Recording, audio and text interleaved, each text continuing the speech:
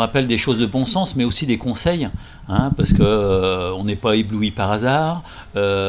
Parfois aussi, on a commencé par l'entretien du véhicule. Parce que la nuit, il y a aussi des intempéries, on arrive dans une période d'automne, hein, il y a les feuilles mortes, il y a la boue, il y a les projections d'eau, et tout ça va contribuer à détériorer la visibilité. Hein, donc déjà un véhicule en bon état, les raclettes, les balais d'essuie à changer, des pneus de bonne qualité, de bonne facture, parfois s'équiper de pneus hiver. Hein, ça c'est la base. Et après les petits conseils, donc où porter le regard, l'utilisation des feux, le réglage des feux aussi de la voiture. Hein, il se peut qu'il y ait un mauvais réglage, l'utilisation des feux, parce qu'on voit qu'il y a des utilisations parfois abusives, hein, comme le feu de brouillard qui va contribuer à éblouir la personne qui nous suit. Hein, on peut avoir une incidence sur sa sécurité et sur la nôtre, en l'occurrence.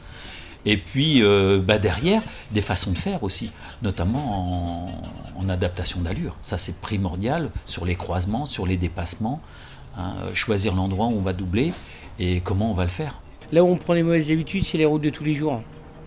C'est la route qu'on fait, on parle souvent de domicile-travail, où celle-là, c'est la route qu'on fait tous les jours, on prend des habitudes, et c'est là où on prend vraiment des risques, dans ces routes-là. Dans ce que vous entendez avec vos stagiaires, est-ce qu'il y a beaucoup d'idées reçues et beaucoup de choses erronées dans les usages, dans les pratiques quotidiennes? Oh, c'est pas des idées reçues, en fait on est sur... les gens n'ont pas forcément de formation après l'examen du permis de conduire. Donc ils découvrent par eux-mêmes, c'est de la formation empirique, hein, et ils se basent là-dessus, sur des on-dit, sur ce qu'ils ont vécu. Et nous, on les aide plutôt à faire le tri dans toutes ces informations. Hein, la conduite automobile, on a passé l'examen, et puis après on reste avec ce niveau. Il paraît aujourd'hui hyper important, les conditions de circulation ont changé, la densité du trafic, les véhicules ont énormément évolué. Il faut apprendre à s'en servir, il faut apprendre à cohabiter aussi. Réapprendre à conduire. Oui. La nuit, en termes de visibilité, il y a deux catégories qu'on a du mal à voir parfois sur les piétons et les cyclistes. Qu'est-ce que vous donnez comme conseil quand on est au volant? Quand on est au volant, donc déjà il y a les zones qui sont propices à rencontrer ce genre d'usagers, hein, comme les sorties d'école, là les centres commerciaux, à proximité des centres-villes. Et puis après, apprendre aussi à les détecter.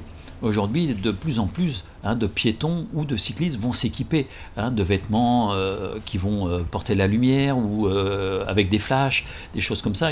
On a aujourd'hui à dispo des éclairages additifs qu'on porte soit en frontal, soit dans le dos, pour même les joggers, les choses comme ça.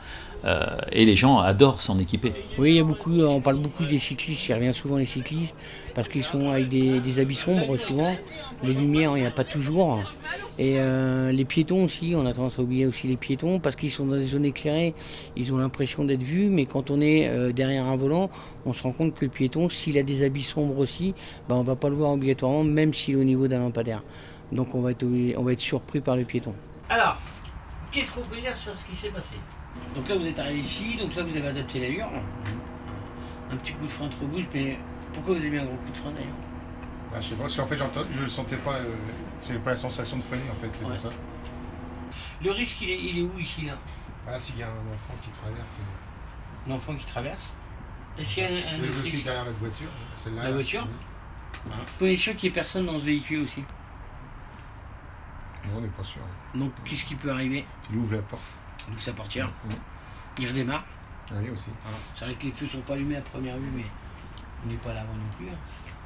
Donc voilà, toute cette zone ici, le risque. Donc souvent le danger, on a tendance à le prendre ici. Et voilà.